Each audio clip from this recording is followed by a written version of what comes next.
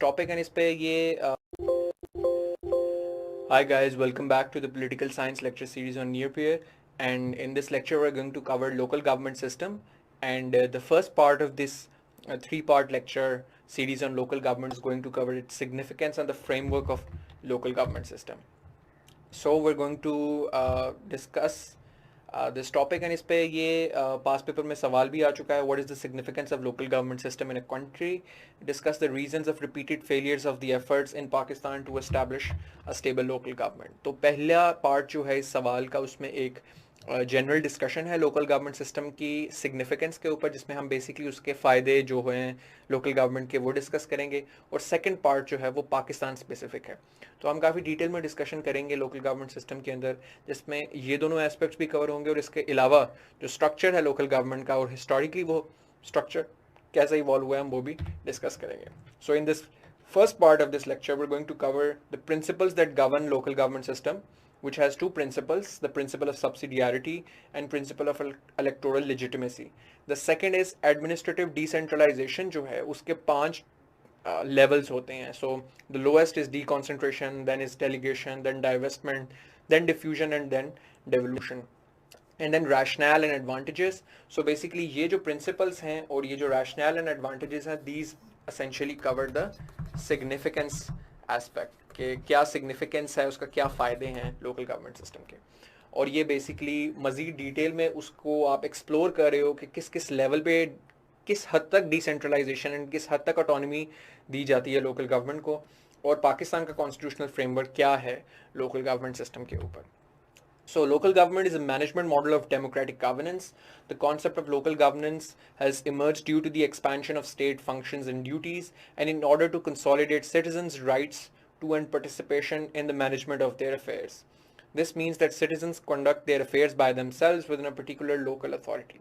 तो लोगों को डेमोक्रेटिक ग्रास रूट लेवल पे जो डेमोक्रेसी है उस पे उसका ये एक बहुत इंपॉर्टेंट मॉडल है ग्रास रूट डेमोक्रेटिक गवर्नेंस का.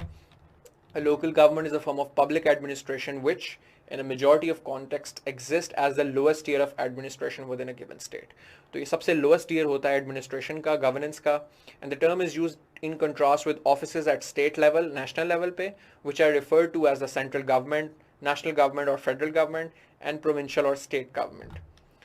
In federal states, local governments generally comprises the third tier or sometimes the fourth tier of government, क्योंकि federal states में सबसे पहले federal government आएगी, फिर independent autonomous constituent units की, यानी जैसे हमारी provincial governments हैं और इंडिया में state governments हैं, US के अंदर state governments हैं, वो आती हैं, और फिर तीसरे tier पे आपकी local government आती है.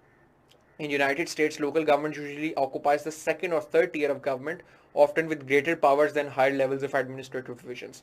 तो वहाँ पर local governments को बहुत ज़्यादा powers हैं, जैसे न्यूयॉर्क का mayor is considered to be one of the most important political offices in the United States.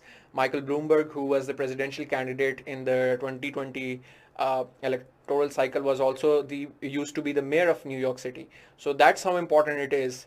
इसी तरह में यूके में भी नज़र आता है. लंदन में mayor Sadiq Khan has earned worldwide fame, obviously because of his background of being from Pakistani descent, but also because of the fact that mayor of London is a very important position, because of the fact that these offices in a lot of developed countries have a lot of authority and autonomy. Now, what are the principles that govern local government? जो foundation है, किन principal किन उसूलों के ऊपर local government का निज़ाम खड़ा है, उसमें जो पहला उसूल है उसे कहते हैं प्रिंसिपल ऑफ सब्सिडियरिटी. सब्सिडियरिटी का कॉन्सेप्ट ये है कि जहाँ पर मसला शुरू होता है या जिस जगह पर मसला एग्जिस्ट करता है उसकी रेजोल्यूशन भी उसी जगह पर होनी चाहिए. सो जिस टीयर पे कोई इशू एग्जिस्ट करता है उस टीयर पे उसका हल होना चाहिए. चूंकि जो लोकल लेवल के या म्यूनिसिपल लेवल के मसाइल हैं उनका ओरिजिन या उसके जो इफेक्टिव्स होते हैं वो लोकल लेवल पे होते हैं, तो उसकी रेजोल्यूशन का मैकेनिज्म भी उसी लोकल टीयर पे होना चाहिए. ये प्रिंसिपल ऑफ सब्सिडियरिटी के तहत लोकल गवर्नमेंट्स इस फ्रेमवर्क के तहत ऑपरेट करती हैं. It is a principle of social organization that holds that social and political issues should be dealt with at the most immediate or local level that is consistent with the resolution. ठीक है, hence the problem needs to be resolved where it originally originates from. Then the second principle is the principle of electoral legitimacy, कि मसाइल का हल करने के लिए लोगों को इलेक्शंस लड़ने चाहिए ताकि वो लोग नुमाइंदगी कर सकें जो लोगों की पॉपुलर सपोर्ट से आते हैं। सो लोगों के मसाइल का हल जो है वो लोगों के नुमाइंदे ही कर सकते हैं, जो जनरली एक डेमोक्रेटिक गवर्नेंस का प्रिंसिपल है। Local governance requires members of local councils to be elected by the population of that community, who themselves are in the best place to know their needs, in contrast to other forms of public administration characterized by subordination to central authority. कि जैसे एक bureaucratic governance है, where bureaucrats are not elected at local level and they're answerable to higher authority like provincial governments or their provincial bureaucracy or federal government or federal bureaucracy. तो local level पे local councils जो हैं वो अपनी direct constituency को, population को answerable होते हैं। Then we have tiers of administrative decentralization, या आप इसे कह सकते हैं grades of administrative decentralization.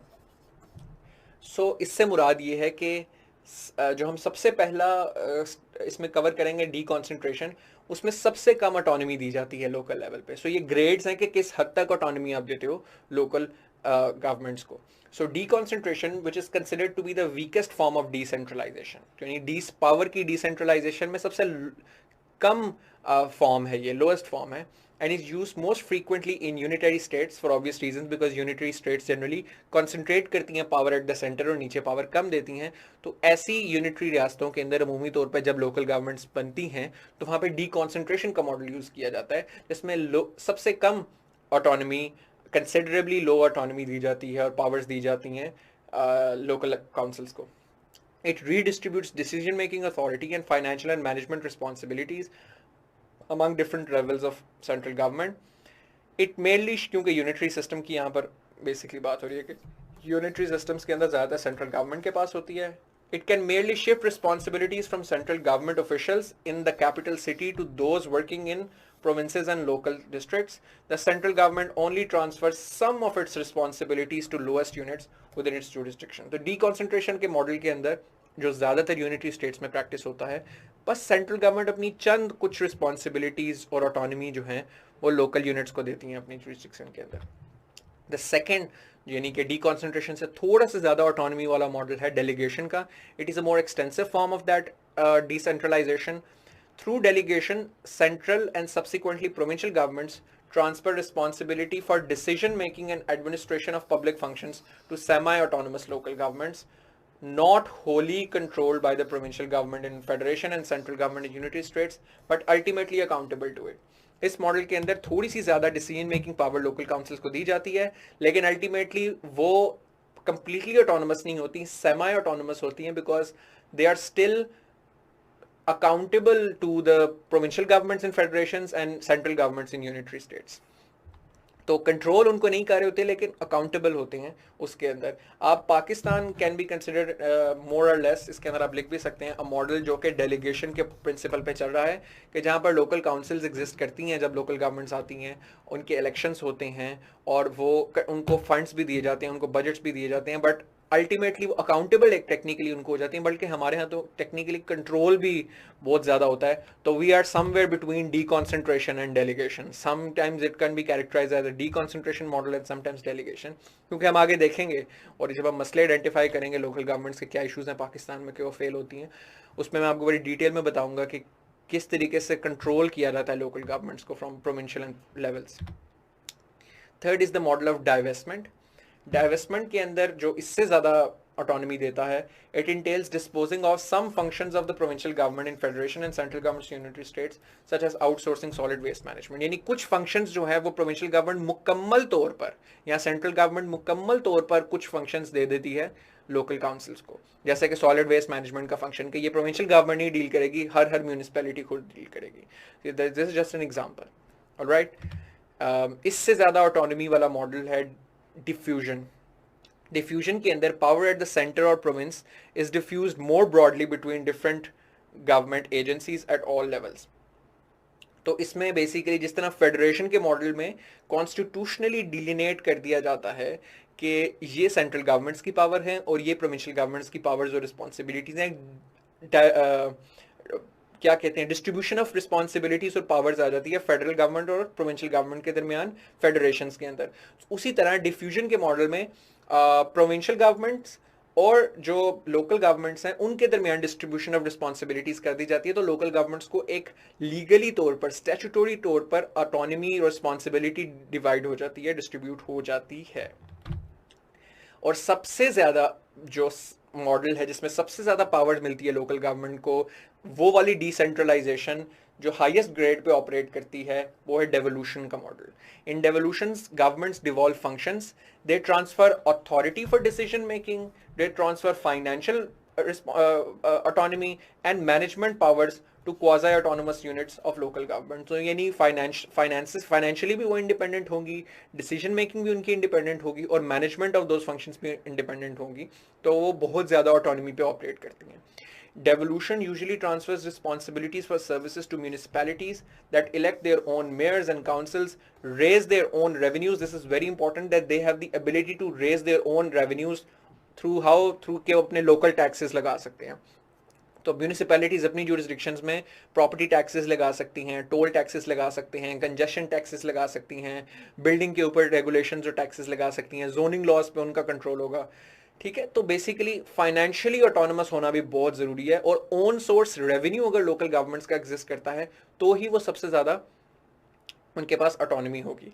And have independent authority to make investment decisions. Likewise वो इंडिपेंडेंटली इन्वेस्टमेंट डिसीजंस भी खुद कर सकती हैं, तो इनका ओन सोर्स रेवेन्यू भी ज्यादा होगा।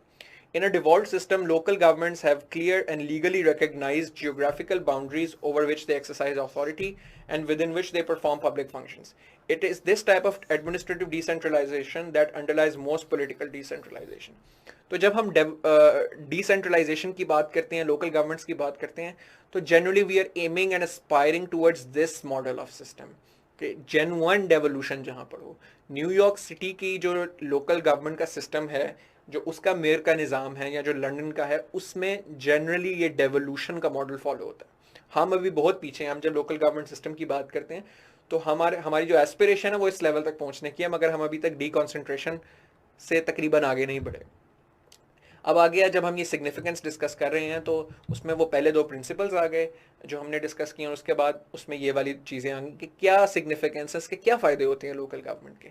सबसे पहला फ़ायदा तो ये होता है कि ये पॉलिटिकल प्रोसेस को मजबूत करता है, बिकॉज जो लोकल अथॉरिटीज़ होती हैं, लोकल गवर्नमेंट बॉडीज़ होती हैं, they are the fundamental pillar of the political process in the society at local level. तो ओवरऑल पॉलिटिकल प्रोसेस जो आपका वो मजबूत होता है। दूसरा ये कि it is the foundation of democracy, it is the bedrock of democracy.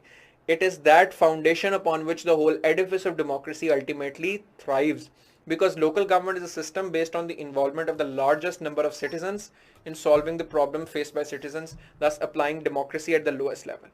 क्योंकि फेडरल और प्रोविंशियल लेवल पर अगर आपके रिप्रेजेंटेटिव्स एग्जिस्ट करते हैं तो they are generally less accessible to you.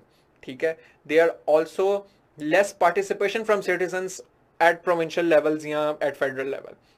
लेकिन जो लोगों की खुद कंट्रीब्यूशन है through elections, through reaching out to their public representatives, वो हमेशा लोकल लेवल पर ज़्यादा होती है।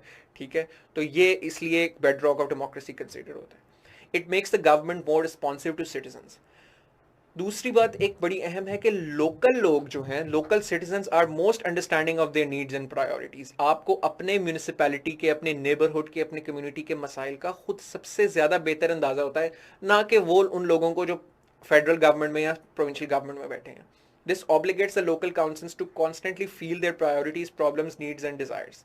ठीक है, और इसके अंदर वो बात आ जाएगी कि किस तरीके से सब्सिडियरिटी वाले कॉन्सेप्ट से अगेन आप रिलेट करें कि चूंकि जिस लेवल पे मसला एग्जिस्ट करता है वहाँ पर लोगों को खुद वो डायरेक्ट एक्सपीरियंस करना पड़ता है और लोकल रिप्रेजेंटेटिव्स को करना पड़ता है, तो वो बेहतर समझ सकते हैं लोगों के मसाइल को।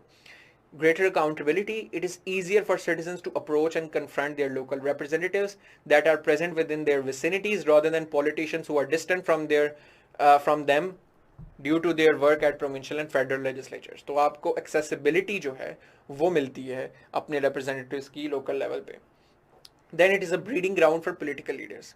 Local government elections allow young and dynamic individuals to launch their political careers at the lowest level and then making their way to the top, learning as they move in the political process. This creates a conducive climate for producing more responsive, learned and deserving politicians to reach the decision making echelons.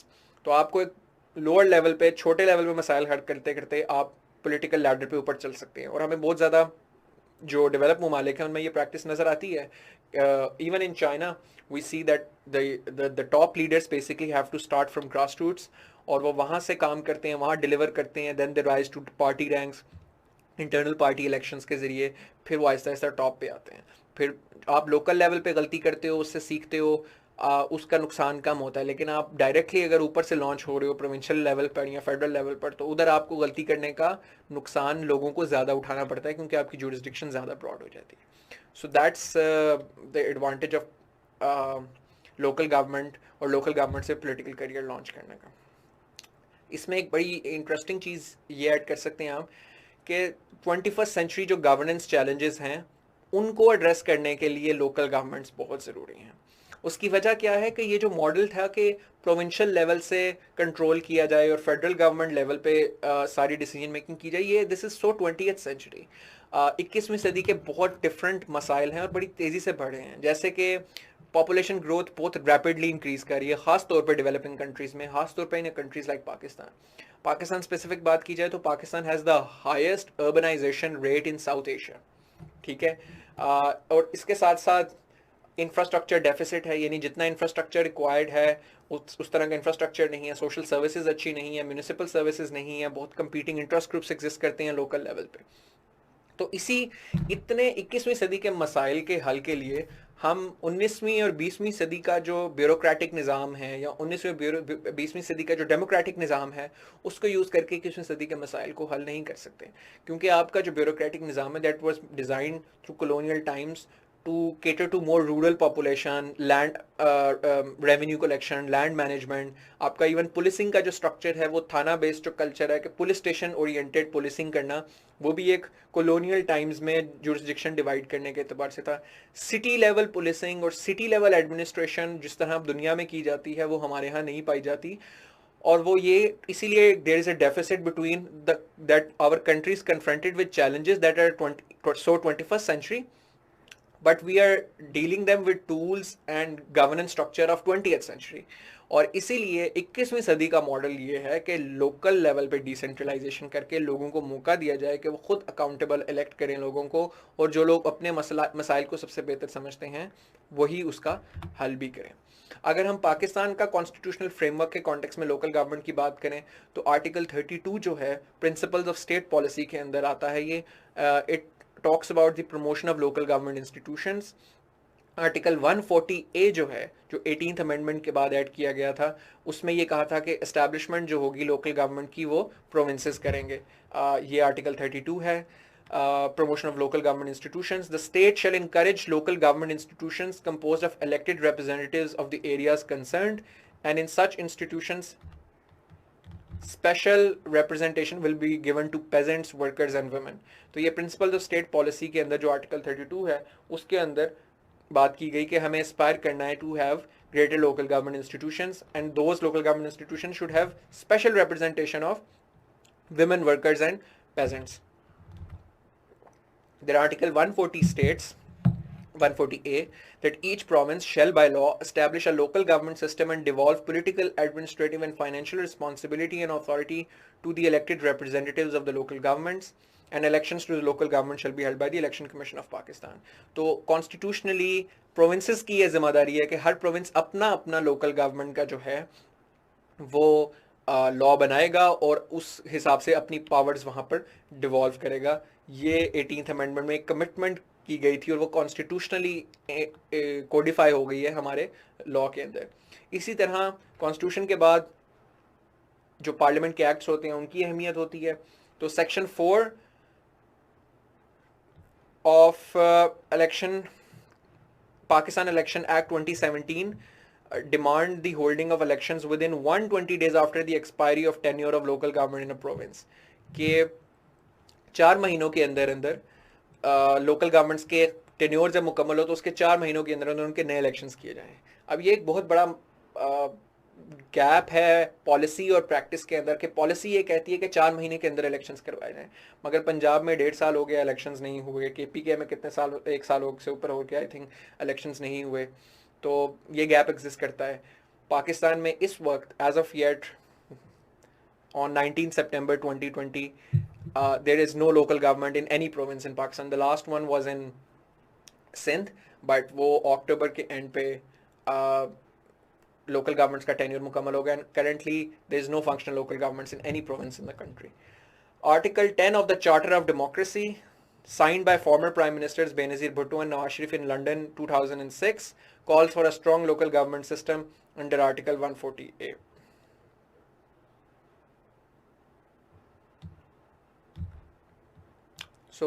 अभी तक हमने ये चीज़ें discuss की हैं, और summary की अगर बात करें तो जो सिग्निफिकेंस वाला अगर ये सवाल आता है आपको इसी तरह रिपीट होता है, तो आप ये सिग्निफिकेंस में आएगा और ये सिग्निफिकेंस में आएगा.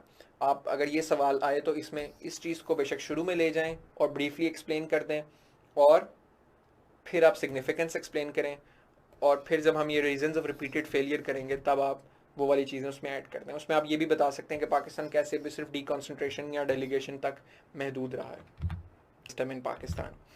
हमने डिस्कस किया था कि एक पास पेपर का सवाल आ चुका है, उसमें ना स्ट्रक्चर पूछा गया है ना हिस्ट्री पूछी गई है, लेकिन ये इस पे भी सवाल आ सकता है कभी ना कभी, तो आपको भी हिस्ट्री और स्ट्रक्चर पता होनी चाहिए क्योंकि ये सिलेबस का भी हिस्सा है. और कम से कम अगर नहीं भी पूछा जाता तो आप कंटेम्प्रेरी या पुराने स्ट्रक्चर के मसाइल ऑब्वियसली आपको बताने पड़ेंगे, तो ही आप इस सवाल को ज़्यादा बेहतर, ज़्यादा कंटेंट रिच बना सकते हैं. सो इसीलिए हम इसको डिस्कस करेंगे डिटेल में. ये सारे सिस्टम्स डिफरेंट टाइम्स पे आते रहे हैं, इनको मैं आपको ब्रीफली पहले ओवरव्यू देता हूँ, फिर डिटेल में डिस्कस करता हूँ. So we are going to discuss सबसे पहले कि 1959 में बेसिक डेमोक्रेसीज ऑर्डर आया था 1959, which was under general Ayub Khan. उसके बाद 1979 में local government ordinance general Ziaul Haq के टाइम में, फिर 2001 में local government ordinance general Pervez Musharraf के टाइम पे, और फिर 2010 में हमारे पास सामने 18वीं तरमीम आती है, और 18वीं तरमीम ये स्टिपुलेट करती है, जैसा हमने 140A के अंदर देखा आर्टिकल, कि अब से जो लोकल गवर्नमेंट्स होंगी वो प्रोविंशियल गवर्नमेंट्स की जिम्मेदारी है कि वो अपने अपने प्रोविंशियल लोकल गवर्नमेंट्स के लॉज बनाएं और अपने अपने लोकल गवर्नमेंट इलेक्शंस करवाएं और उनको फंक्शंस डिवॉल्व करें. तो सबसे पहले 2010 के अंदर बलोचिस्तान ने बलोचिस्तान लोकल गवर्नमेंट एक्ट 2010 पास किया, बलोचिस्तान की प्रोविंशियल असेंबली ने लोकल गवर्नमेंट्स का, और उसके तहत फिर इलेक्शंस करवाए गए और वहाँ लोकल गवर्नमेंट्स बनी. 2013 में फिर पंजाब ने लोकल गवर्नमेंट एक्ट पास किया, केपीके की असेंबली ने KPK local government act pass किया, और Sindh local government act pass हुआ 2013 में. 2019 में दोबारा जब लोकल गवर्नमेंट्स डिसॉल्व हो गई पिछली, तो पंजाब में लोकल गवर्नमेंट एक्ट्स दोबारा पास हुए. 2013 में पीएमएलएन की गवर्नमेंट के अंडर पंजाब में पास हुए, 2019 में पीटीआई की गवर्नमेंट के अंडर प्रोविंशियल गवर्नमेंट्स में प्रोविंशियल लेजिस्लेचर में नए 2 एक्ट्स पास हुए, Punjab local government act 2019 and Punjab village panchayat and neighbourhood council act. So this is Punjab village panchayat neighbourhood council act 2019.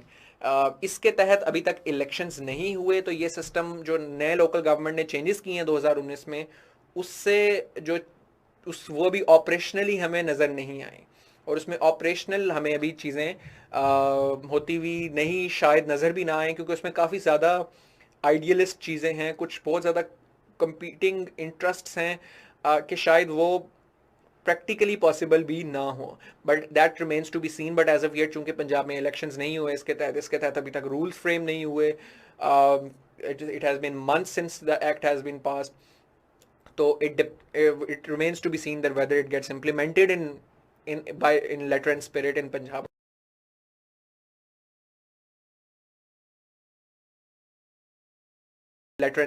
Punjab or not. सो पाकिस्तान के ऊपर बात की जाए, हम पाकिस्तान की हिस्ट्री स्ट्रक्चर जो है उसके ऊपर बात करेंगे लोकल गवर्नमेंट्स के. तो पाकिस्तान एक फेडरल रिपब्लिक है जिसमें 3 टीयर्स एग्जिस्ट करते हैं गवर्नमेंट के, नेशनल, प्रोविंशियल और local. Local government is protected by the constitution and article 32 and 140A, and each province also has its own local government enabling legislation and ministries responsible for implementation. Local government and local government का minister होता है हर province में. Pakistan have had a history of unstable local governments due to a continuous change of political priorities and local government acts. सबसे पहले basic democracies order जो था 1959, 27 अक्टूबर 1958 में, after a decade long political turmoil in the country, the army took over and general Ayub Khan became the chief marshal law administrator and field marshal.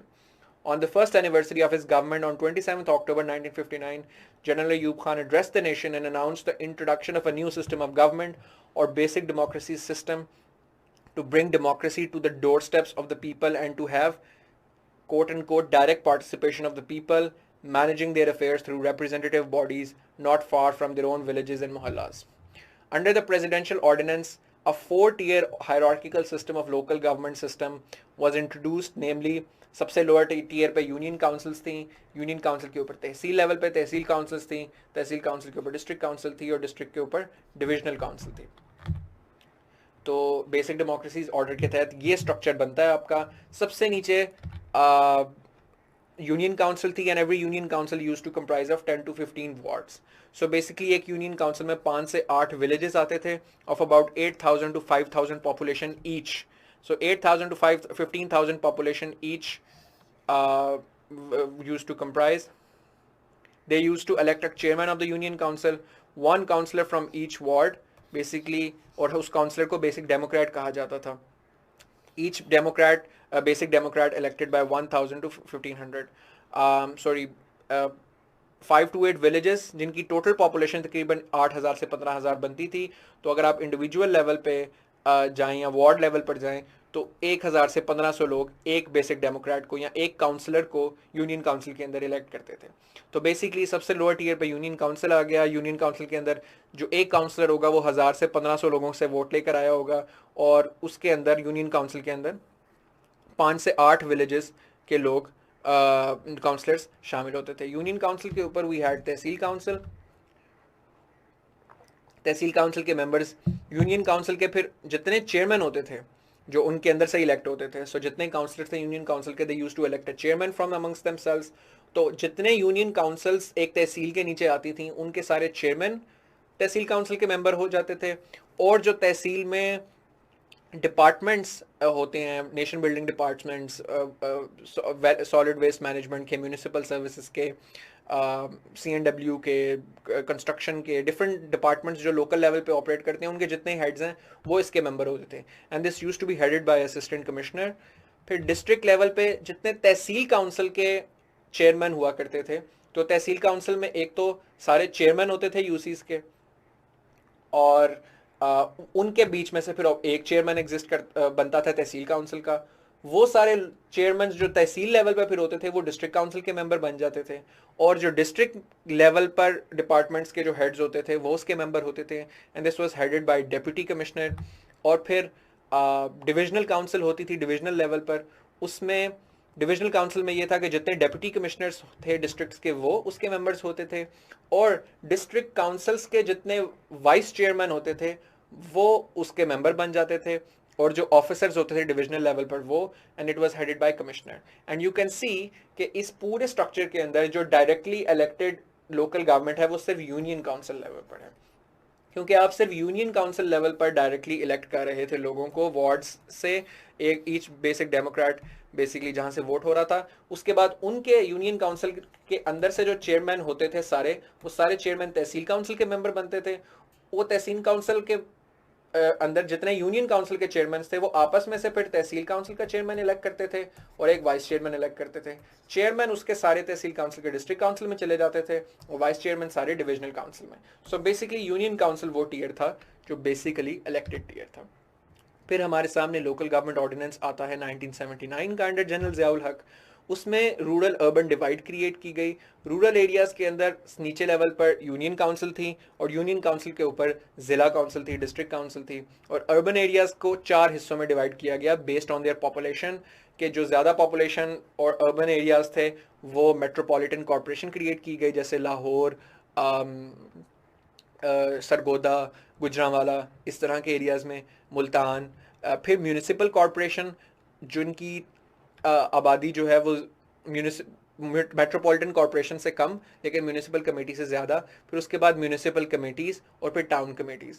यानी कि कुछ शहरों में मेट्रोपॉलिटन कॉरपोरेशंस थी जो बड़े मेट्रोपॉलिटन शहर थे, कुछ शहरों में म्यूनिसिपल कॉरपोरेशंस थी, कुछ में म्यूनिसिपल कमेटीज़ थी और कुछ में टाउन कमेटीज़ थी. लोकल गवर्नमेंट ऑर्डर अगर हम 2001 का डिस्कस करें ब्रीफली जनरल मुशर्रफ के टाइम पे, तो उसने ये रूरल अर्बन डिवाइड जो थी वो ख़त्म हो गई और रूरल अर्बन एरियाज़ में नहीं डिवाइड किया. और अगेन तमाम मुल्क के जो एरियाज़ हैं उनको again 3 tier district 3 tier structure बनाया, नीचे लेवल पे यूनियन काउंसिल, फिर तहसील काउंसिल और district council. Union council was headed by union nazim, tehsil council was headed by tehsil nazim, district council was headed by district zila nazim. उसमें एक और मेजर चेंज जो मुशर्रफ के 2001, जिसको डेवोल्यूशन प्लान भी कहा जाता है इसके अंदर, वो ये थी कि जो डिविजनल लेवल पे कमिश्नर्स थे, जो हर डिवीजन के कमिश्नर्स आज भी अब एग्जिस्ट करते हैं दोबारा से, जनरल मुशर्रफ के टाइम पर सारे डिविजनल कमिश्नर्स को ख़त्म कर दिया गया था। Position of divisional commissioners were abolished. तो कमिश्नरशिप का जो निज़ाम था वो जनरल मुशर्रफ के टाइम पर आके सबसे बड़ा ब्लो लगा और उस निज़ाम को ख़त्म कर दिया गया। डेप्यूटी कमिश्नर्स के ऑफिस को कन्वर्ट कर दिया गया डिस्ट्रिक्ट कोऑर्डिनेशन ऑफिसर के अंदर। सो जो डीसीज हुआ करते थे वो डीसीओ बन गए। So deputy commissioner became district coordination officers. इसमें डेप्यूटी कमिश्नर से डीसीओ बनाते हुए जो सबसे बड़ी पावर डेप्यूटी कमिश्नर से ले ली गई वो मजिस्ट्रेसी की थी। Deputy commissioners used to be district magistrates. तो in a way they had law enforcement या क्रिमिनल मैटर्स भी उनके अंडर आते थे। तो एरिया की, डिस्ट्रिक्ट की जो लॉ एंड ऑर्डर सिचुएशन थी या लॉ एंड ऑर्डर का सारा जिम्मेदारी भी डेप्यूटी कमिश्नर के अंडर आता था। Hence deputy commissioners used to be all powerful individuals at the district level. तो मजिस्ट्रेसी खत्म कर दी गई 2001 में और वो अभी तक रिस्टोर नहीं की गई। So deputy commissioner stopped being magistrates और डीसीओज के पास मजिस्ट्रेसी नहीं रही। लेकिन उनको कुछ और चीज़ें ये इस तरीके से दे दी गई कि डिस्ट्रिक्ट के अंडर जितने डिपार्टमेंट्स काम कर रहे थे, health, education, construction and works, solid waste management, municipal जितने इदारे हैं, उन सब का प्रिंसिपल अकाउंटिंग ऑफिसर जो था वो डीसीओ को बना दिया गया। तो प्रिंसिपल अकाउंटिंग ऑफिसर का मतलब है कि सारी फाइनेंशियल पावर्स जो हैं वो अल्टीमेटली उसके पास आ गए, यानी तमाम फंड्स जो थे डिफरेंट डिपार्टमेंट्स के वो डीसीओ सैंक्शन करता था, उसके साइन के बाद वो इशू होते थे सारे फंड्स। तो that was a big power that was wasted with DCO. Over time अब ये हुआ है कि कंटेम्प्रेरी सिचुएशन में प्रिंसिपल जब ये रिवर्स किया गया सिस्टम को, जब पीपल्स पार्टी की दोबारा गवर्नमेंट आई 2008 में, तो ये वाला लोकल गवर्नमेंट ऑर्डर को रिवोक कर दिया गया, ख़त्म कर दिया गया। उससे ये किया गया कि कमिश्नर्स को तो रिस्टोर कर दिया गया, दोबारा डिविजनल कमिश्नर्स भी आ गए, डीसीओज को भी दोबारा डीसी बना दिया गया, डेप्यूटी कमिश्नर बना दिया गया, लेकिन मजिस्ट्रेसी दोबारा से रिस्टोर नहीं की गई उनकी, लेकिन और ये वाली पावर भी उनसे ले ली गई। So deputy commissioners, the current deputy commissioners are no longer district magistrates and no longer the principal accounting officers of the district. So their role is more of coordination now, even though दोबारा से DCO से DC बनाने का मकसद ये था कि उनको दोबारा रिस्टोर्ड पावर्स दी जाएंगी जो कन्वेंशनली उनके पास हुआ करती थी, बट ऐसा नहीं हुआ। सो कंटेम्प्रेरीली अगर बात की जाए तो current DCs deputy commissioners have lesser power than the DCOs under local government order of Musharraf and they have lesser power than the DCs of pre 2001। तो ये हमारे सामने टाइमलाइन बनी। फिर 18th अमेंडमेंट आई और 18th अमेंडमेंट के बाद हमने डिस्कस किया कि हर एक का अपना लोकल गवर्नमेंट लॉ आया। अब हम उन सारे लोकल गवर्नमेंट लॉज को एक दफ़ा देख लेते हैं।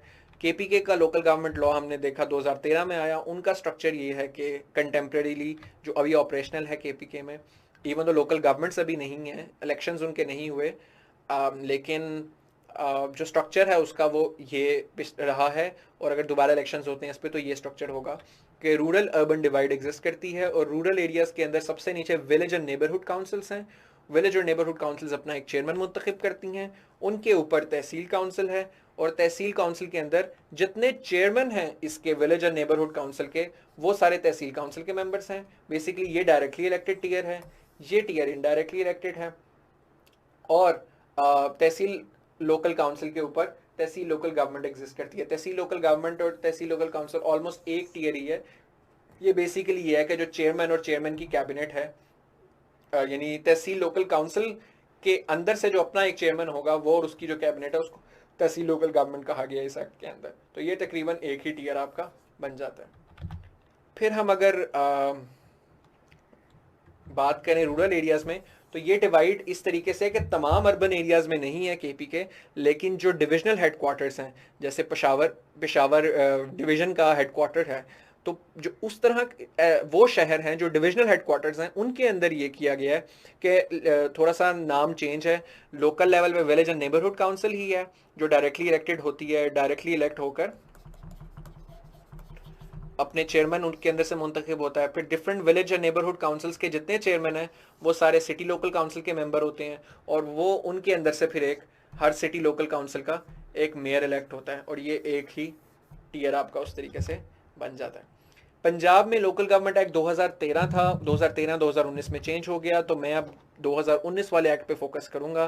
Punjab local government act 2019, Punjab village panchayat and neighbourhood act 2019, ये दो एक्ट्स के जरिए लोकल गवर्नमेंट्स अब एस्टैब्लिश होंगी। अभी इनके तहत इलेक्शन नहीं हुए, बट होंगे जब, तो इन एक्ट्स के तहत होंगे, and if they are not changed again. तो 2013 की लोकल गवर्नमेंट में तो बिल्कुल ही पावर्स नहीं थी, लोकल गवर्नमेंट्स तकरीबन इनडायरेक्टली इलेक्टेड थी, लेकिन नए एक्ट के अंदर काफ़ी इंपावर करने की कोशिश की गई है पंजाब की लोकल गवर्नमेंट एक्ट्स को। रूरल एरियाज़ में विलेज पंचायत होगी और विलेज पंचायत के ऊपर तहसील काउंसिल होगी। अर्बन एरियाज़ में वो उसी तरह जैसे में जनरल ज़ियाउल हक के टाइम पे स्ट्रक्चर नज़र आता है कि मेट्रोपॉलिटन नीचे village panchayat and neighbourhood councils होंगी, और वो इस एक्ट के तहत बनेंगी, और ये भी, और ये जो हैं ये इस एक्ट के तहत बनी है।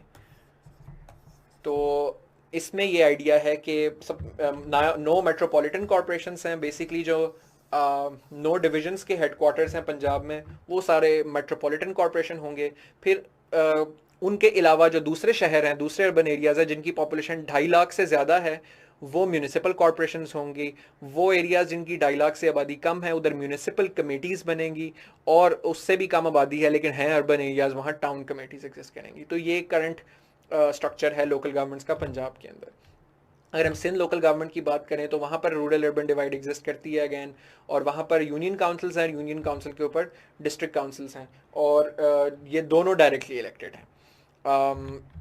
पंजाब में भी ये दोनों लेवल पे डायरेक्टली इलेक्टेड इलेक्शंस हैं, इधर भी डायरेक्ट इलेक्शन है, इन सब में भी डायरेक्ट इलेक्शन है। उसके बाद अगर हम यहाँ पर बात करें सिंध में, तो रूरल एरियाज़ में यूनियन काउंसिल और उसके ऊपर डिस्ट्रिक्ट काउंसिल तकरीबन। पंजाब में आप ये देखें district tier as such exist नहीं करता, तहसील लेवल का टीयर एग्जिस्ट करता है। District tier has been abolished in the new acts for the sake of local government. There is no district level tier, district level local government नहीं है, tehsil is the utmost tier. इसी तरह सिंध में district level लेकिन exist करता है, union council है, union council के ऊपर डिस्ट्रिक्ट काउंसिल्स हैं। अर्बन एरियाज़ के अंदर यूनियन कमेटीज़ हैं, यूनियन कमेटीज़ के ऊपर metropolitan corporation, municipal corporation, municipal committee और टाउन कमेटीज़ जो हैं वो एग्जिस्ट करती हैं। मेट्रोपॉलिटन कॉरपोरेशन सिर्फ जो है वो कराची में है, और वो है आपकी Karachi metropolitan corporation, KMC, very famous. फिर उसके बाद म्यूनिसिपल कॉरपोरेशंस हैं आपकी, जैसे कराची में भी एग्जिस्ट करती हैं डिस्ट्रिक्ट म्यूनिसिपल कॉरपोरेशन, 5 DMCs हैं कराची के अंदर। उसके अलावा आपकी जो एग्जिस्ट करती है म्यूनिसिपल कॉरपोरेशन, वो एग्जिस्ट करती है आपकी हैदराबाद, सक्खर और लाड़काना के अंदर। इन 3 और शहरों में म्यूनिसिपल कॉरपोरेशंस हैं। उसके अलावा जो शहर है वहाँ पर या म्यूनिसिपल कमेटीज़ हैं या टाउन कमेटीज़ हैं।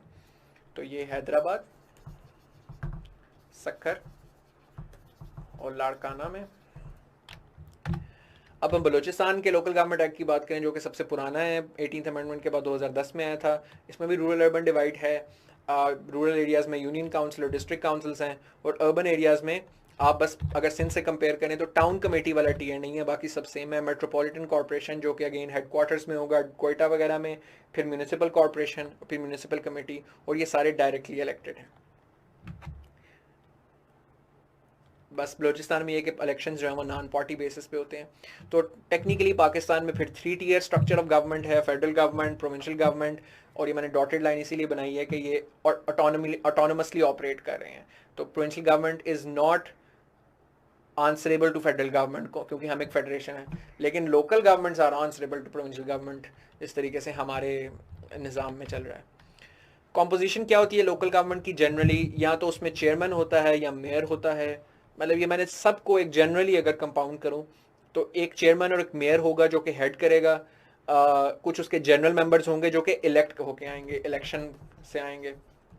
इलेक्शन को आइदर भी डायरेक्ट इलेक्शन और इनडायरेक्ट। इनडायरेक्ट से मुराद ये कि यूनियन काउंसिल पे आपने इलेक्ट किया है और उसके सारे चेयरमैन जो हैं फिर वो तहसील लेवल पे चले गए हैं या डिस्ट्रिक्ट लेवल पे चले गए हैं, तो फिर इनडायरेक्टली इलेक्टेड हो गए। तो जनरल मेंबर्स हो गए, और कुछ रिजर्व सीट्स हैं यूथ, वेमेन, पेजेंट्स और माइनॉरिटीज़ के लिए जो कि रिजर्व की गई हैं लोकल गवर्नमेंट्स के अंदर, लाइक लोकल काउंसिल्स के अंदर। दूसरे इंपॉर्टेंट स्टेक होल्डर्स जो हैं लोकल लेवल पर, जो अनइलेक्टेड इंस्टीट्यूशंस हैं, जो कि बेसिकली प्रोविंशियल गवर्नमेंट के होते हैं, प्रोविंशियल लेवल पे होते हैं, लेकिन उनका बहुत बड़ा इन्फ्लुएंस होता है लोकल गवर्नमेंट्स के ऊपर, वो उनमें एक प्रोविंशियल फाइनेंस कमीशन होता है, और बलोचिस्तान में उसका नाम लोकल काउंसिल ग्रांट्स कमेटी है. This is the institution that is responsible for distribution of funds from provincial government to local government. फिर इसी तरह एक लोकल गवर्नमेंट कमीशन बनाती है प्रोविंशियल गवर्नमेंट, जिसके जरिए वो बहुत ज़्यादा मॉनिटरिंग, चेक और सुपरविजन रखती है लोकल काउंसिल्स के फंक्शंस के ऊपर. और प्रोविंशियल गवर्नमेंट्स एक चीफ ऑफिसर हर लोकल गवर्नमेंट में अपनी एक पोस्ट करता है, bureaucrat officer who is in the service of local government. वो भी उसकी भी काफ़ी ज़्यादा अथॉरिटी और पावर है. Composition of provincial finance commission, तो जो प्रोविंशियल फाइनेंस कमीशन बेसिकली क्या करता है, उसका काम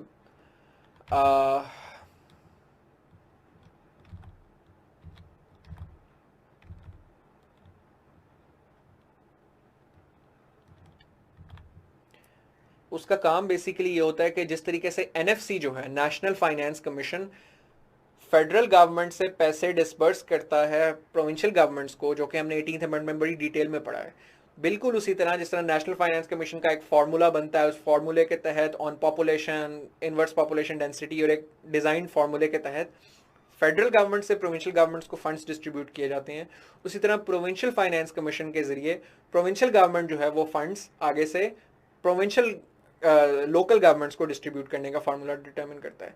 लेकिन आप ये देखें कि कॉम्पोजिशन प्रोविंशियल फाइनेंस कमीशन की, मैंने पंजाब की यहाँ पे मिसाल ली है कि कौन लोग डिसाइड करते हैं और किस तरह डिसाइड करते हैं. उसके अंदर जो फाइनेंस डिपार्टमेंट का मिनिस्टर होता है वो ही इज़ इन चार्ज, वो प्रोविंशियल फाइनेंस कमीशन का मेंबर होता है. Minister in charge of the local government department, local government department का जो मिनिस्टर है वो इसका मेंबर होता है. प्रोविंशियल असेंबली के 4 मेंबर्स इसका हिस्सा होते हैं, जिसमें 2 गवर्नमेंट के होते हैं, 2 ऑपोजिशन के होते हैं. सेक्रेटरी फाइनेंस इसका हिस्सा होता है. Secretary local government and community development department इसका मेंबर होता है. प्लानिंग एंड डेवलपमेंट पीएनडी का सेक्रेटरी इसका मेंबर होता है. 4 एक्सपर्ट्स अपॉइंट किए जाते हैं, जिसमें ये रिस्ट्रिक्शन है कि एक इनमें से खातून का होना ज़रूरी है on local government and local government finance, और 4 हेड्स लोकल गवर्नमेंट्स के इसका मेंबर होते हैं. तो ओवरऑल अगर आप कॉम्पोजिशन देखें तो it is dominated by provincial bureaucracy. यहाँ प्रोविंशियल रिप्रेजेंटेशन इसके अंदर ज़्यादा है, लोकल रिप्रेजेंटेशन बहुत कम है. आप देखें सिर्फ 4 नुमाइंदे हैं लोकल गवर्नमेंट्स के, बाकी जितने ज़्यादा नुमाइंदे हैं वो सारे के सारे प्रोविंशियल गवर्नमेंट के. तो अल्टीमेटली प्रोविंशियल गवर्नमेंट के पास बहुत कंट्रोल आ जाता है कि वो कितने पैसे ट्रांसफ़र करेगी लोकल गवर्नमेंट को, और अल्टीमेटली फिर वो कम पैसे ट्रांसफ़र करते हैं जितनी उनकी ज़रूरत होती है उससे, और automatically power structure is in favour of provincial governments. अच्छा, ये जो है ये पंजाब का नहीं है, I think this is KP के, मेरे से मिसप्रिंट हुआ है. उसकी लोकल गवर्नमेंट कमीशन के अंदर जो लोकल गवर्नमेंट का मिनिस्टर है वो होता है, नहीं ये I think this is Balochistan. Yes, और ये इसका नाम लोकल गवर्नमेंट कमीशन, यस ठीक है, नहीं I am correct, this is Punjab. और अभी हमने प्रोविंशियल फाइनेंस कमीशन की कॉम्पोजिशन पढ़ी है, जो कि ये पहला इंस्टीट्यूशन था इंपॉर्टेंट, और दूसरा इंस्टीट्यूशन है लोकल गवर्नमेंट कमीशन. अब हम पंजाब के ही लोकल गवर्नमेंट कमीशन की कॉम्पोजिशन पढ़ेंगे. Local government commission basically is responsible for supervision and control and monitoring और even removal of the heads of local government. तो बहुत कंट्रोल होता है लोकल गवर्नमेंट्स पे. उसकी कॉम्पोजिशन देखें तो उसमें लोकल गवर्नमेंट का मिनिस्टर उसके अंदर होता है, 4 मेंबर्स प्रोविंशियल असेंबली के, 2 गवर्नमेंट के, 2 ऑपोजिशन के, सेक्रेटरी लोकल गवर्नमेंट और secretary law and parliamentary affairs division, और 4 एक्सपर्ट्स इंक्लूडिंग 1 वुमेन. तो अगेन प्रोविंशियल गवर्नमेंट का बहुत ज़्यादा कंट्रोल होगा लोकल गवर्नमेंट्स में, क्योंकि जो लोकल गवर्नमेंट कमीशन है उसके पास बहुत कंट्रोल होता है लोकल गवर्नमेंट का, and that local government commission is dominated by provincial representatives. तो ये आपने ज़हन में इस चीज़ों को रजिस्टर करें, क्योंकि यही वो रीजंस हैं जिनकी वजह से लोकल गवर्नमेंट्स पाकिस्तान में ऑटोनमस नहीं है. इसीलिए मैंने ये कहा था कि पाकिस्तान में डीकॉन्सेंट्रेशन का मॉडल है, पाकिस्तान में डेवोल्यूशन का मॉडल नहीं है. अगर डेवोल्यूशन का मॉडल होता तो फाइनेंशियल ऑटोनॉमी ज़्यादा होती लोकल गवर्नमेंट्स को, इतना सुपरविजन और कंट्रोल ना होता, और इतने प्रोविंशियल डोमिनेटेड ना होता वो इंस्टीट्यूशन जो कि लोकल गवर्नमेंट्स को कंट्रोल करते हैं. फिर फंक्शंस क्या हैं, तो लोकल गवर्नमेंट कमीशन के क्या फंक्शंस हैं. पीएफसी के फंक्शंस तो मैंने आपको बता दिए हैं. कि जो प्रोविंशियल फाइनेंस कमीशन है उसका काम होता है कि डिस्ट्रीब्यूशन ऑफ फंड्स, बिल्कुल उसी तरह से नेशनल फाइनेंस कमीशन फेडरेशन से प्रोविंसेस में करता है, प्रोविंशियल फाइनेंस कमीशन प्रोविंसेस से लोकल गवर्नमेंट्स करता है। लोकल गवर्नमेंट कमीशन के क्या फंक्शंस हैं, वो पंजाब के हद तक अगर मैंने उसके एक्ट से निकाले हैं, वो ये है कि review and alteration of boundaries of local areas, resolution of disputes between one or more local governments और between local governments and the provincial government, inquiries into the matter referred to it by the provincial government or such other matters concerning a local government as are required under this act or considered important by the commission, coordination on key issues referred to it by the provincial government, advise the provincial government on general aspects concerning local governments or any particular aspect concerning one or more local governments if so requested by the provincial government. अच्छा ये पढ़िए, if so requested by the government, the head of the local government or the chief office, यानी कि बहुत ज़्यादा control है, supervision है, monitoring है लोकल गवर्नमेंट कमीशन की लोकल गवर्नमेंट्स के ऊपर, और वो local government commission again is dominated by provincial politicians and provincial bureaucracy. फिर एक चीफ ऑफिसर भी अपॉइंट होता है हर लोकल गवर्नमेंट के अंदर। चीफ ऑफिसर जो है वो ब्यूरोक्रेट होता है और वो लोकल गवर्नमेंट की सर्विस में होता है, तो उसकी बहुत ज़्यादा पावर्स हैं। और अगर हम ये देखें, अगर आप अभी ये देखें पढ़े मेरे साथ से, तो आपको अंदाज़ा होगा कि कितना कंट्रोल है प्रोविंशियल ब्यूरोक्रेट्स का या प्रोविंशियल ब्यूरोक्रेसी का and ultimately basically provincial government का लोकल गवर्नमेंट के ऊपर। A chief officer shall be the principal officer of the local government and all other officers and servants of the local government shall be subordinate to him. He shall work as the principal accounting officer for the local government. तो सारे check, सारे पैसे इसके दस्तखत से release होंगे। He assist and advise the head of the local government, convener and committees and subcommittees of the council in proper discharge of their duties. Ensure timely, effective and efficient implementation of local government policy and decisions.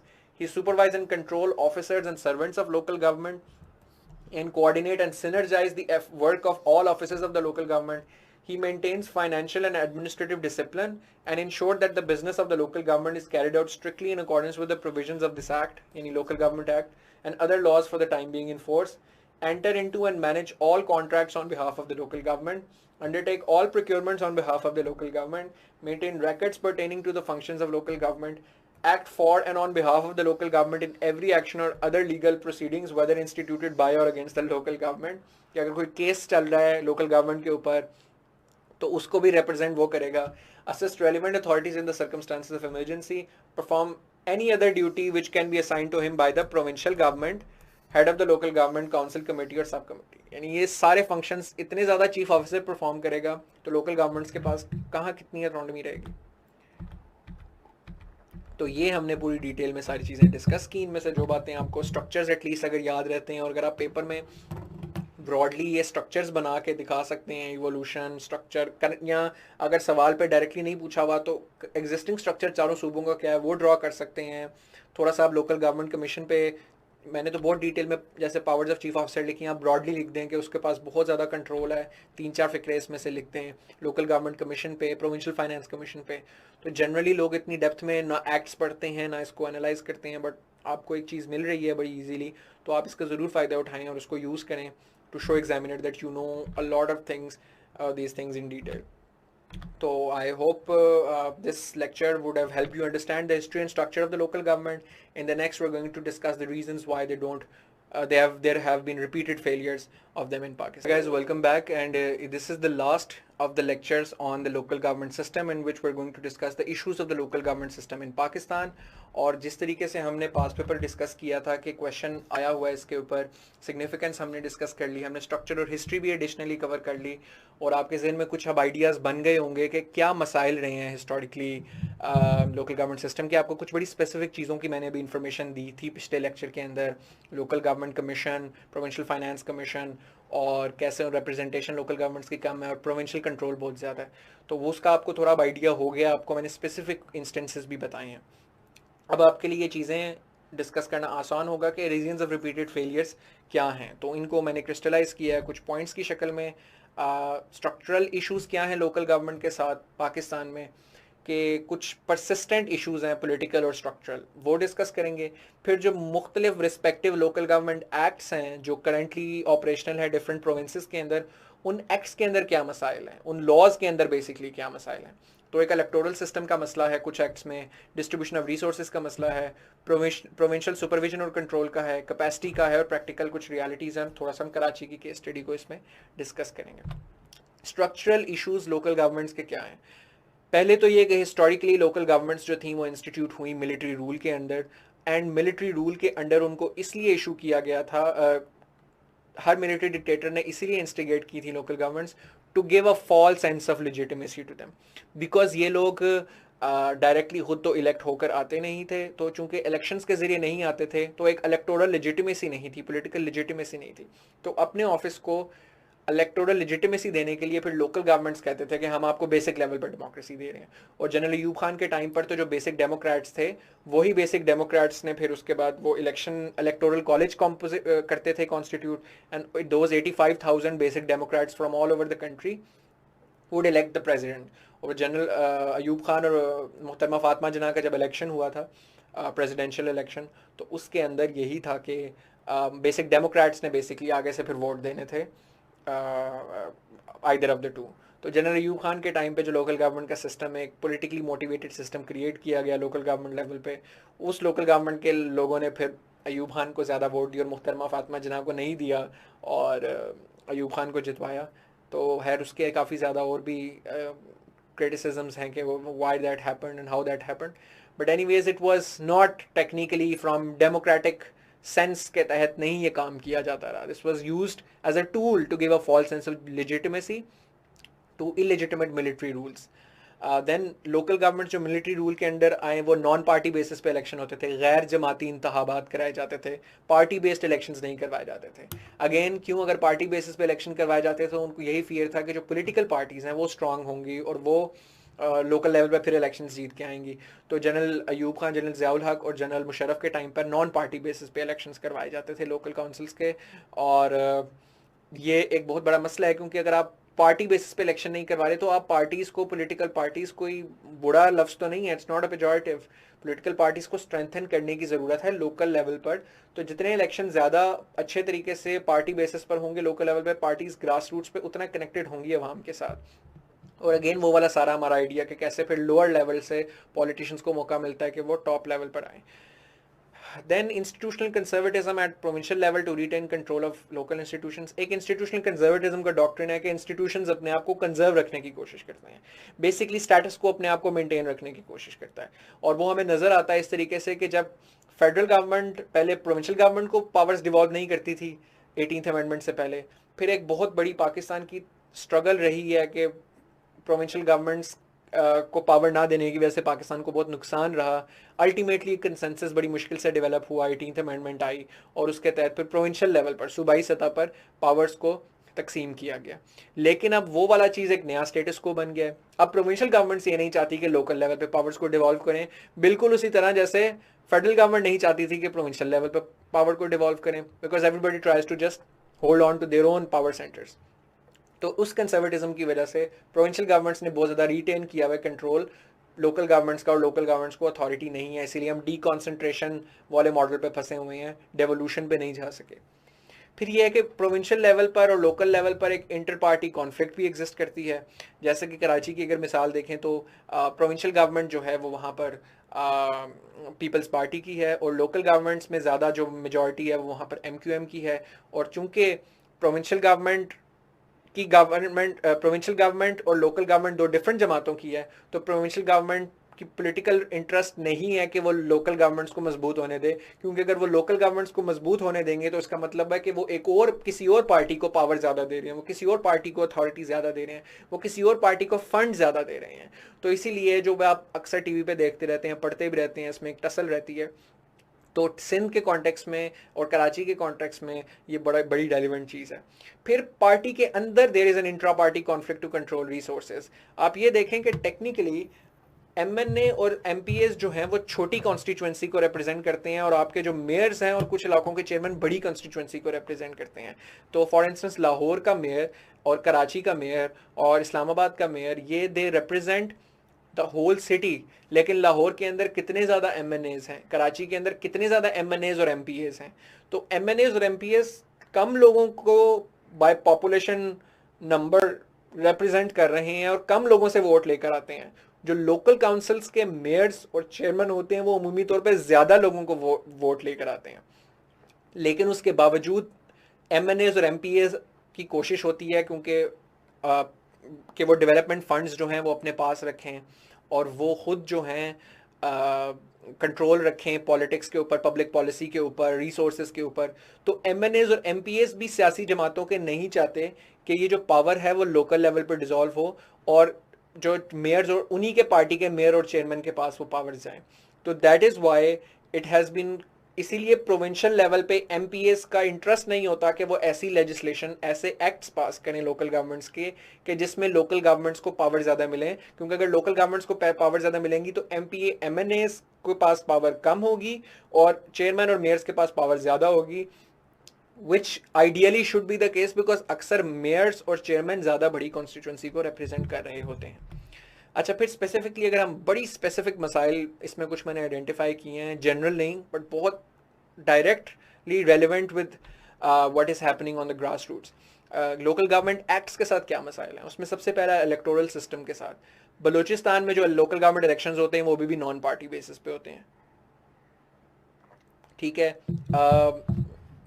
फिर अभी भी बहुत ज़्यादा कुछ ऐसी positions है जहां पर इनडायरेक्ट इलेक्शन होता है, डायरेक्ट इलेक्शन नहीं होता हेड्स का या काउंसिल्स का। जैसे कि सिंध में जितने heads of the local government है वो इनडायरेक्ट इलेक्टेड है, यानी जो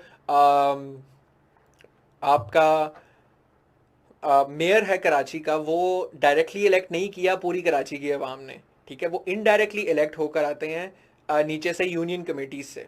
वो यूनियन कमेटी से किसी डीएमसी में इलेक्ट हुआ होगा एज ए चेयरमैन, फिर किसी डीएमसी के अंदर से फिर इलेक्ट होकर केएमसी में आया होगा। सो हेड्स जो हैं वो सिंध में अभी भी जो लोकल गवर्नमेंट के हैं वो सारे इनडायरेक्टली इलेक्टेड हैं, डायरेक्टली पूरा शहर या पूरी कंस्टिट्यूंसी उनको वोट नहीं करती, which ideally should be the case like everywhere in the world. KPK में जो काउंसिल्स हैं वो सारी इनडायरेक्टली इलेक्टेड हैं। आपको याद होगा जब मैंने स्ट्रक्चर पढ़ाया था, और स्ट्रक्चर आप इसके साथ दोबारा टैली कर सकते हैं अगर आपने वो नोट किया हुआ है अपने नोट्स में, कि लोकल जो विलेज पंचायत और नेबरहुड काउंसिल्स हैं वो डायरेक्टली इलेक्टेड हैं, उनके जो आप सारे चेयरमैन हैं वो ऑटोमेटिकली फिर तहसील काउंसिल्स के मेंबर बन जाते हैं। तो इसका मतलब कि जो तहसील काउंसिल्स हैं केपीके में वो भी इनडायरेक्टली इलेक्टेड हो गई। पंजाब में जो हैं 2013 के एक्ट के अंदर ऐसा था कि काउंसिल्स भी इनडायरेक्टली इलेक्टेड थी और हेड्स भी इनडायरेक्टली इलेक्टेड थे। अब 2019 में उसे डायरेक्टली इलेक्टेड कर दिया गया, which is a very very good development, लेकिन उस पर अभी तक इलेक्शंस नहीं हुए, so we see how that plays out. फिर सेपरेट इलेक्टोरेट सिस्टम नहीं है रिजर्व सीट्स पे। Separate electorate system reserve seats पे होने का मतलब ये है कि ये अब सिर्फ पंजाब में किया गया है, ओनली इन पंजाब जो नया एक्ट आया है। जिस तरह सेपरेट इलेक्टोरेट मुसलमानों का डिमांड थी इंडिपेंडेंस से पहले कि जो मुस्लिम अक्सरियत इलाके हैं या मुसलमानों के रिलेटेड सीट्स हैं उसके ऊपर सिर्फ मुसलमान सेपरेट वोट करें, ठीक है, ताकि मुसलमानों को सेपरेट सीट मिले। तो आइडिया ये है कि आपने वेमेन माइनॉरिटीज़ की सीट्स क्रिएट कर दी, और यानी कि अगर टोटल एक पार्टी ने 33% सीट्स जीती हैं, एक पार्टी ने 66% सीट्स जीती हैं, तो वुमेन और माइनॉरिटीज़ की जितनी सीट्स होंगी उन सीट्स का 66% जो है वो इस पार्टी बी को चला जाएगा, और उस माइनॉरिटीज़ की 33% सीट्स जो हैं वो पार्टी ए को चला जाएगा, और वो किसी को भी फिर वहाँ पर किसी भी माइनॉरिटी को वहाँ अपॉइंट कर सकते हैं। ये नॉमिनेशन और अपॉइंटमेंट का प्रोसीजर है रिजर्व सीट्स पे, जबकि इसकी बजाय होना ये चाहिए कि माइनॉरिटीज़ की सीट्स पे भी इलेक्शंस होने चाहिए, रिजर्व नहीं होनी चाहिए, और उस पर सिर्फ माइनॉरिटीज़ कंटेस्ट करें और सिर्फ माइनॉरिटीज़ उस पर वोट करें, बिल्कुल जैसे कि हमारा डिमांड थी इंडिपेंडेंस से पहले। तो ताकि माइनॉरिटीज़ के जो रिप्रेजेंटेटिव्स आएँ वो भी एक इलेक्शन प्रोसेस से आएँ अपनी कंस्टिट्यूंसी से लड़के। विमेन कंस्टिट्यूंसी सीट्स भी आप कर सकते हैं कि सिर्फ ख्वातीन उसमें वोट करें, या दूसरे पेजेंट्स की जो सीट्स हैं या यूथ की जो सीट्स हैं उसमें वो वोट करें, ताकि वो अपनी कंस्टिट्यूंसी में सबसे कॉम्पिटेंट लोग हों, अपने कंस्टिट्यूंसी में सबसे रिप्रेजेंटेटिव कैरेक्टर हों। ऐसा ना हो कि पार्टी बॉसेस जिसको चाहें फिर वहाँ पर वो बस रिजर्व सीट जो है वो ग्रांट करते हैं। तो ये मसला है। Then there issues with distribution of resources. मैंने आपको अभी समझाया था कि प्रोविंशियल फाइनेंस कमीशन का कितना मसला है। उसमें सारे के सारे पंजाब और केपीके के अंदर टोटल 13 मेंबर्स हैं और उन 13 में से 4 मेंबर सिर्फ लोकल गवर्नमेंट के रिप्रेजेंटेटिव्स होते हैं उसके अंदर, बाकी सारे प्रोविंशियल पॉलिटिशियंस और प्रोविंशियल ब्यूरोक्रेट्स होते हैं और मेजॉरिटी से सारा डिसीजन होना है। तो इसका मतलब कि प्रोविंशियल गवर्नमेंट जो है, प्रोविंशियल गवर्नमेंट अपनी मर्जी से जो है वो फैसले कर सकती है कि कितना फंड डिस्ट्रीब्यूट करना है कितना नहीं, क्योंकि उनकी न्यूमेरिकल मेजॉरिटी है। अगर 13 में से सिर्फ 4 मेंबर लोकल गवर्नमेंट के नुमाइंदे आ रहे हैं और बाकी जो आपके 9 नुमाइंदे हैं वो प्रोविंशियल गवर्नमेंट के हैं, तो प्रोविंशियल गवर्नमेंट की मर्जी से फैसले होंगे। इसी तरह केपीके में टोटल 12 में से सिर्फ 5 लोकल गवर्नमेंट के नुमाइंदे हैं, बाकी सारे प्रोविंशियल गवर्नमेंट्स के हैं। और बलूचिस्तान की जो लोकल काउंसिल ग्रांट्स कमेटी है उसके अंदर तो लोकल गवर्नमेंट का कोई नुमाइंदा नहीं है, सारा का सारा डिसीजन जो प्रोविंशियल गवर्नमेंट करती है। तो पीएफसी जब डोमिनेट प्रोविंशियल रिप्रेजेंटेटिव्स की वजह से होती है तो फिर जो रिसोर्स डिस्ट्रीब्यूशन होती है उसका जो फॉर्मूला बनता है वो फिर लोकल गवर्नमेंट्स की फेवर में नहीं बनता। वो प्रोविंशियल गवर्नमेंट्स की फिर कोशिश होती है कि ज़्यादा से ज़्यादा फंड्स अपने पास रखें और कम से कम फंड्स जो है लोकल गवर्नमेंट्स को दें, क्योंकि स्ट्रक्चरल एक मसला है कि आपने कंपोजिशन ऐसी डिज़ाइन की। दूसरा, कोई गारंटीड एंटाइटलमेंट नहीं है।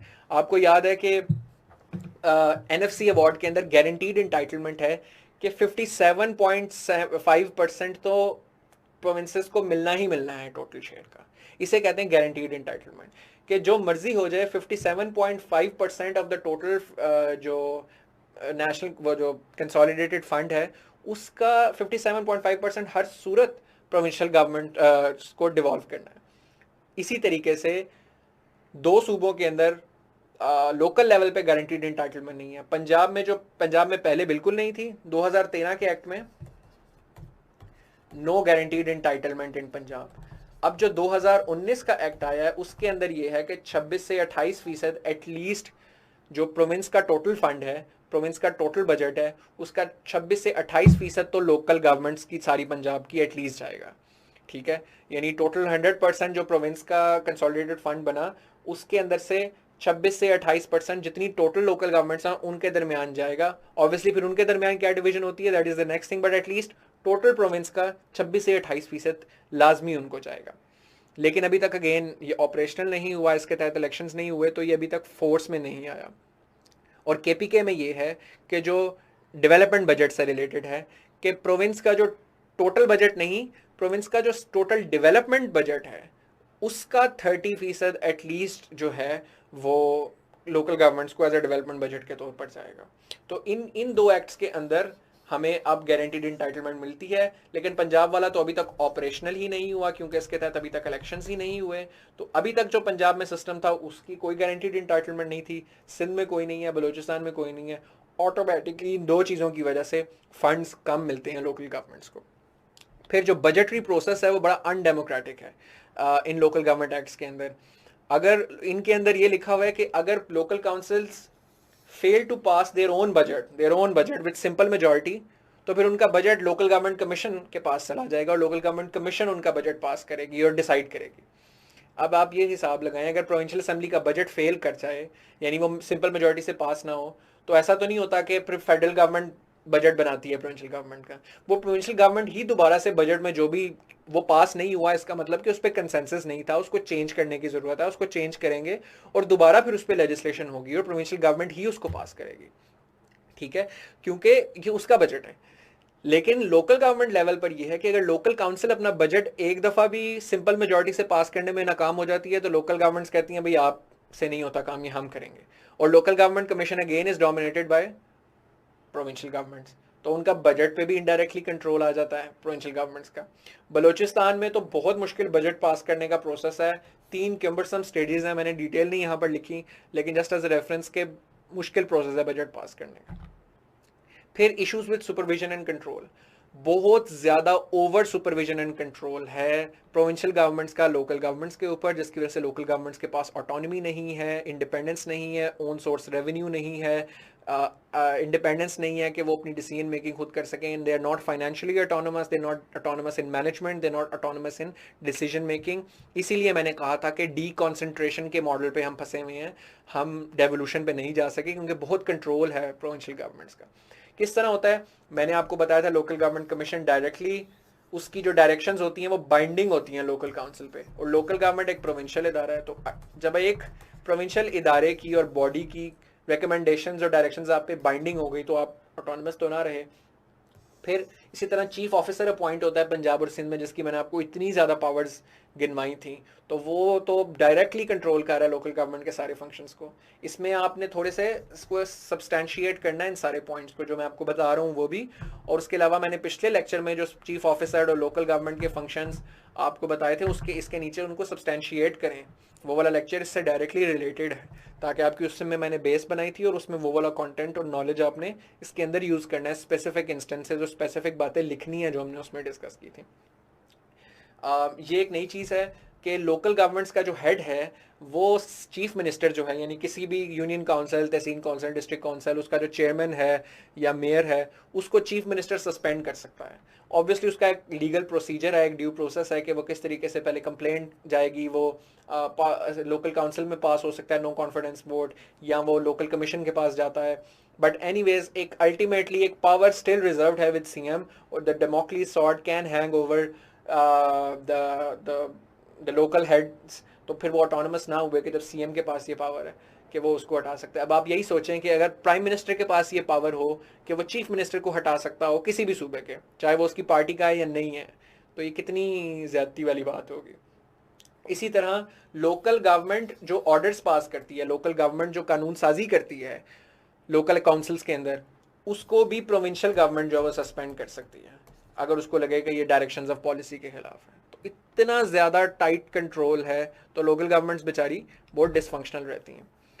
एक मसला इन सारी चीज़ों का एक नेचुरल आउटकम ये रहा कि चूंकि आपने कभी ऑटोनॉमी ही नहीं दी, जिम्मेदारी ही नहीं दी, उनको ग्रो ही नहीं करने दिया, खुद कंट्रोल रखा, तो ऑटोमेटिकली फिर उनकी कैपेसिटी भी कम थी, वो फिर उस तरीके से ग्रो भी नहीं कर सके। उनका skill set political, financial management में, लीगल मैनेजमेंट में उनका अपना स्किल सेट भी उतना अच्छा नहीं डेवलप हो सका। They are not well trained in either politics or governance. They do not exercise the given powers. कभी कभी ये है कि जो पावर्स उनको ऑलरेडी दी भी हुई हैं लॉ ने, कि उनके पास जोनिंग की पावर होती हैं, कुछ टैक्सेशन की पावर्स होती हैं, म्यूनिसिपल सर्विस की पावर्स होती हैं, तो वो उसको एडिक्वेटली इस्तेमाल नहीं कर पाती लोकल गवर्नमेंट्स।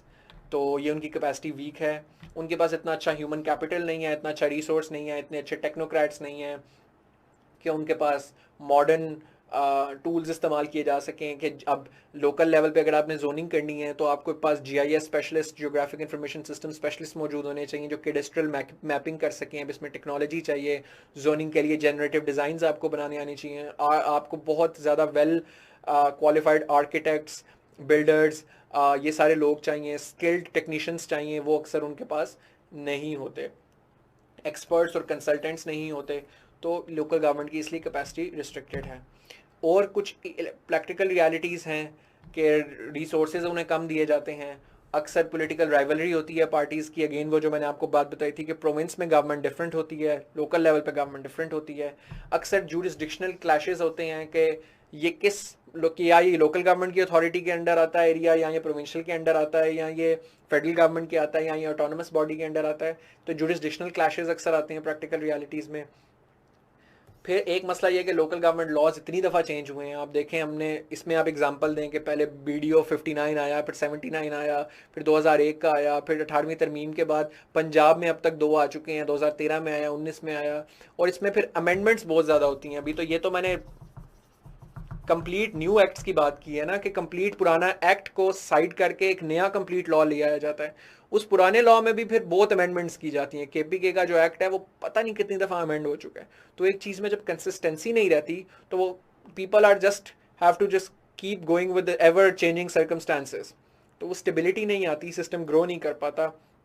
फिर there is an unstable institutional arrangement vis-a-vis district administration.